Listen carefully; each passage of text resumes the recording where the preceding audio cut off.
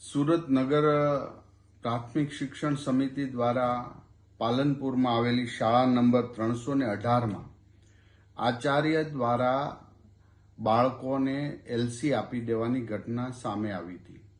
અમારા નગર શિક્ષણ સમિતિના અધ્યક્ષ ભાઈ શ્રી કાપડિયાભાઈ અને સભ્ય બેન શ્રી સ્વાતિબેન સોસાની જાગૃતતાથી આજે તેઓ શાળાએ ગયા હતા અને એ ધ્યાન મારા ધ્યાને દોરવામાં આવ્યું હતું કે આ પ્રિન્સિપાલે ગરીબ બાળકોને એલસી આપી દીધા છે અને આ એક સહન ન થાય એવું કૃત્ય જે આચાર્યએ કર્યું છે. એટલે તુરંત જ મેં શાસનાધિકારી મેહુલભાઈને સૂચના આપી.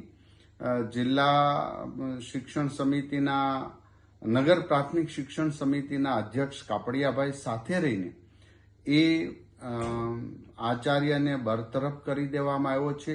સીઆરસી, યુઆરસી અને નિરીક્ષકને કારણદર્શક નોટિસ આપવામાં આવી છે અને આ એક એવો દાખલો બેસાડવાનો છે કારણ કે ભારતીય જનતા પાર્ટીની સરકાર દ્વારા એક બાળકને આઈડેન્ટિટી કરીએ છીએ અને એક પણ બાળક શાળાથી વંચિત ન રહે એની દિવસ રાત ભારતીય જનતા પાર્ટીના કાર્યકર્તા અને અમારી ટીમ પ્રવેશ ઉત્સવ કરે છે.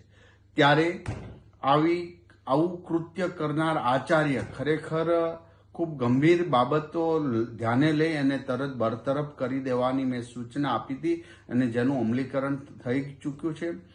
આ મેસેજ હું એટલા માટે આપી રહ્યો છું કે એક પણ શિક્ષક, એક પણ આચાર્ય આવા કોઈ પણ બાળકને એલસી ન આપી શકે અને એની ફરજમાં આવે છે કે એક પણ બાળક શાળા ન છોડે. ત્યારે આટલી મોટી સંખ્યામાં 6 મહિનામાં આટલી મોટી સંખ્યામાં બાળકોને એલસી આપ્યા એ ખરેખર એક શિક્ષણ વિરુદ્ધનું કાર્ય કર્યું છે.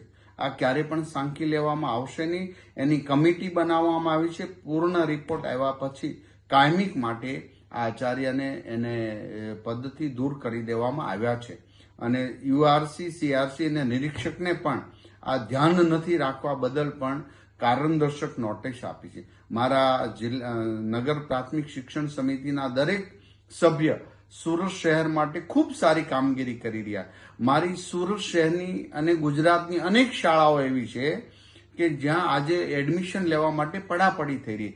આવા શિક્ષકો ખૂબ સારા કામગીરી કરી રહ્યા. ત્યારે આવો એકાદ વ્યક્તિ જ્યારે શિક્ષણને ન શોભે એવું કામગીરી કરી છે એ બદલ આ એક્શન લેવામાં આવ્યા છે ને એક પણ બાબતમાં અમે કચાશ રહેવા દેશું નહીં, એને છોડવામાં પણ નહીં આવે.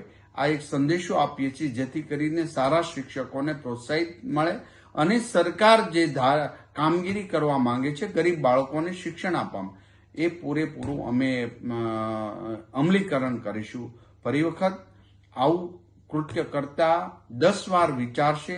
એટલા માટે જ આ કડક ડિસિઝન અમારે લેવું પડ્યું છે અને લઈને એનું અમલીકરણ અત્યારે રાત્રે કરી દેવામાં આવ્યું છે. અસ્તુ.